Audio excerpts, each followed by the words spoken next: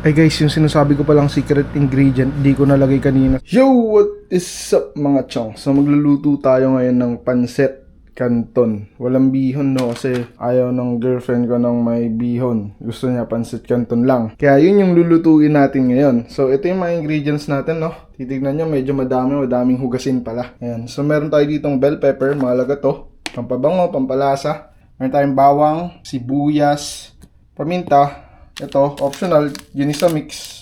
Optional din. Pwede kang gumamit ng chicken cubes, pork cubes, depende sa'yo. Ito, carrot, mahalaga.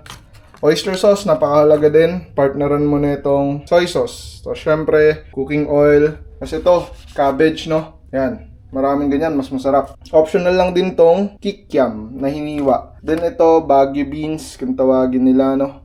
Tapos itong papanggisa natin is yung pork. Ito yung laman natin, no? So, yan. Mamaya may extra akong isang ingredient na napakahalaga para sa akin. Pero optional lang din siya. Pero ang laki na nadadagdag niyang panlasa sa ating pancit canton. Kahit may bihon, mas okay. Ayan. So, sisimulan na natin, no? Ito pala yung pancit natin. Pancit canton. Yan lang yung recipe na gagamitin natin halos lahat. Pwede tayo magpatis pala. Pwede tayo magdagdag ng patis kung gugustuhin nyo. Ayan. Yan lang. So, sisimulan natin yung video kasi ginayat ko na kasi mapapatagal pa yung video kapag hindi pa to nahiwa, nabalatan, kung ano man. Yan. Game! Simulan natin. Side view. Oil. Madami-dami muna kasi magpa-fry tayo ng kikiam. Babawasan na lang natin mamaya. Lagay na natin tong kikiams. Fry lang natin hanggat mag-brown ng slightly a bit lang. Pag medyo lumulobo na siya, pwede nyo nang alisin yun, no? And guys, may medyo brown marks na siya at lumobo na. Pwede natin alisin yan. Next natin yung carrot, pero saglit lang, no?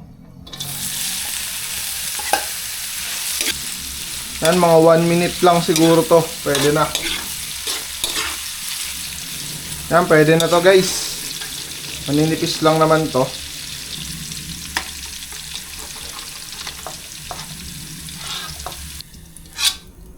Babawasan natin ng oil.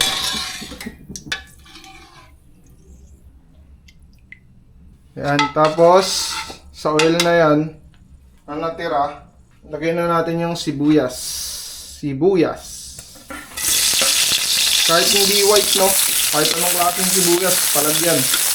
Pag nag-iwalay ng ganyan, lagay mo na tong bawang. Then after nyan, lagay na natin yung pork.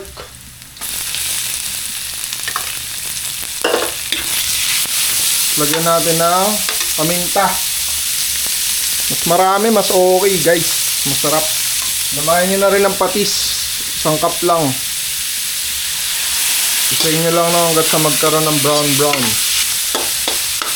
Yan nyo muna siya naka-flat ng mga ilang segundo para magkaroon ng toast. Medyo naka-high heat pala ako. Yan, siguro pwede na yan. Yan, pag medyo ganyan na yung itsura nya, pwede mo nalagay yung oyster sauce. Tansyahan na lang, no? Okay lang naman, mas marami. Okay lang din yan. Pero kasi unti na lang laman nito eh. Tapos halo. Next natin, soy sauce. Tansyahan na lang din, no? 3 cup nung ano na yun. Nung takip nung soy sauce na yun. Hayaan mo lang siya mag-isa saglit para lamunin niya yung lasa ng soy sauce tsaka nung paminta tsaka nung oyster sauce. Hayaan mo lang siya saglit dyan. Namaya mga toast na yan sa ilalim, mawawala yan. Lalagyan natin ng water. Maninipis naman yung cut ko ng karne, kaya mabilis maluto yan. Ngayon, pwede na natin lagyan ng tubig. No, nakadepende yung tubig sa dami ng pancit canton nyo na gagamitin. Pero ngayon, ang gagamitin ko ngayon is 750 ml. Kasi, base dito sa packaging, dalawa gagamitin ko. 800 grams to. So, kulang pa nga to actually. Dadagdagan pa natin to. Kaya naman ng 1 liter na. Medyo malakas kasi sumipsip ng tubig yung yung pancit canton. Lalo pati yung bihon, no? Yung bihon naman kasi kapag binabad mo na siya, hindi na. Pancit Canton kasi malakas humigop ng tubig. Kaya nyo lang kumulo. Lagay nyo na rin pala tong beef cubes, no? Halo mo na dyan isa para matunaw siya dyan. Hinihintay lang natin kumuluto ngayon. Ayan, pag kumukulo ng ganyan, pwede mo nalagay yung iba. Ito muna unahin natin. Baguio beans. Then sunod na natin yung bell peppers. Hinat ko lang maliliit. Yan. Nakakapagpabango yan. Sarap niyan. Tsaka lasa. Di lang pala bango. Then tayo natin mga 3 minutes lang, no? Pwede na nating lagay itong kikiam. Dagdag lang natin dyan. Since luto na yan, di na natin lulutuin pa ng matagal. Lalagay na natin tong cabbage. Repolyo. Mga 2 minutes lang. Then, tatanggalin natin yung mga laman yan muna. Yan, pag medyo natanggal na natin, no? Pwede na natin lagyan ng pancit canton. Dahan-dahan lang. Lulubog naman yan. Pansin nyo, parang ang unti ng tubig, no? Medyo malakas kasi sumipsip to, eh. Pwede nyo dagdagan ng onting water. Mainit na yan. Tapos titimplahan na lang natin mamaya kung tumabang. Ow.